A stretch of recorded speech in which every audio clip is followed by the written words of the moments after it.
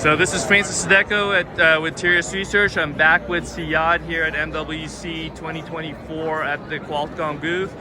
We alluded to the AI Hub, which is one of their big announcements this year around it.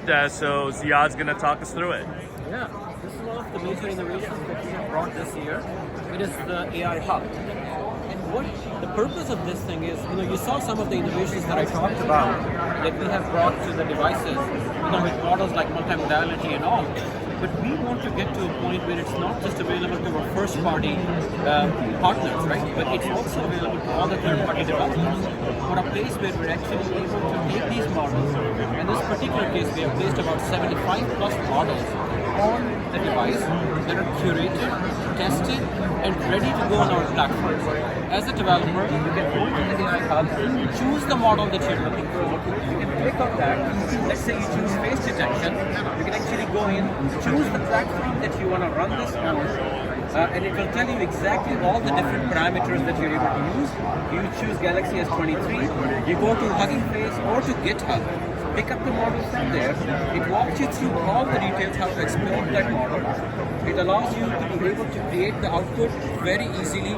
Takes away all the friction in being able to bring a model like that onto the device.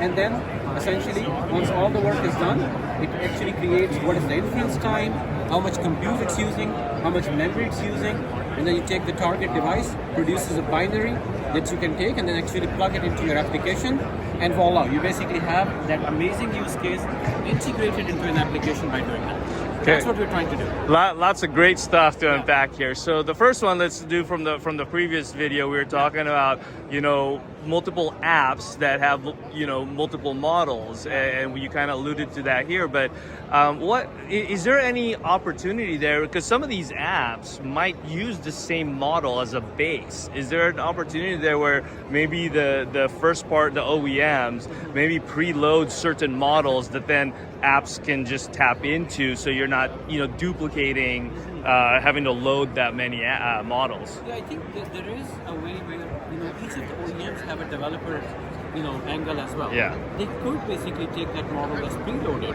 and allow the developers to be able to use that in applications that they may not be focused on. And I think that's one of the key points over here that we're trying to do, right? We don't know what applications people might like. We know a certain aspect of it. We want people to innovate on top of what we have done. And this is an amazing platform to really allow people to innovate and create use cases on top of our devices that we have not even thought about.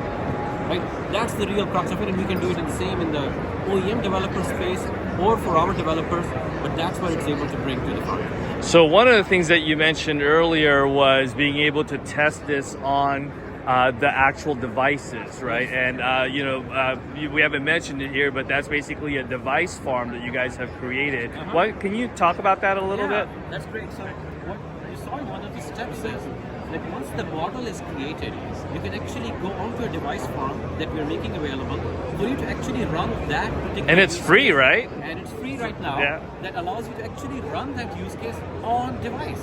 So now you have the complete path. You have created that application, but you can actually run it on the device and actually see the real data and the parameters and KPIs as we run on the real device. So as a developer, instead of having to buy multiple devices, you can actually just tap into that device farm, be able to run it, and be confident that your application is going to do a great job on highlighting the use case that you're trying to create. No, that's amazing. And that actually brings up the other point that we kind of started to allude to in previous parts, which is, this is heterogeneous computing. You've got CPU, GPU, NPU, you've got different memory architectures. And AI doesn't, sometimes depending on the workload, maybe you don't want to use the NPU, maybe you do. Does the AI Hub help the developers kind of try to figure that out and maybe optimize where their app runs? Yeah, so within the AI Hub, the way the application is done, the way it's basically developed, it already chooses the right engine. But for example, if a particular developer wants to go even into greater detail, we of course have our Hexagon AI engine, where they can actually go in and make that choice in basically a very direct manner. But what we have done is, because we understand the workload fairly well in this case, so we've chosen the right engines where you would run that particular AI workload. So that's a great angle as to how we can continue to develop this and enhance this. My plan with the AI Hub is to continue to add a lot more models, Today, like we said, we have about 81 models or so, but my plan is to continue to add more modalities. We already have things like object detection, we have things like super resolution, image classification. In each case, we have chosen the right engine to make this happen on. But as we add more models, we can basically look at giving even more freedom to the developer to pick and choose. Well, I'll leave it at this, and we've talked about this a lot, and we harp on this. Once you have the developer ecosystem, have a developer conference because we would love to have it. Absolutely, definitely one of our plans as we move forward here. Perfect.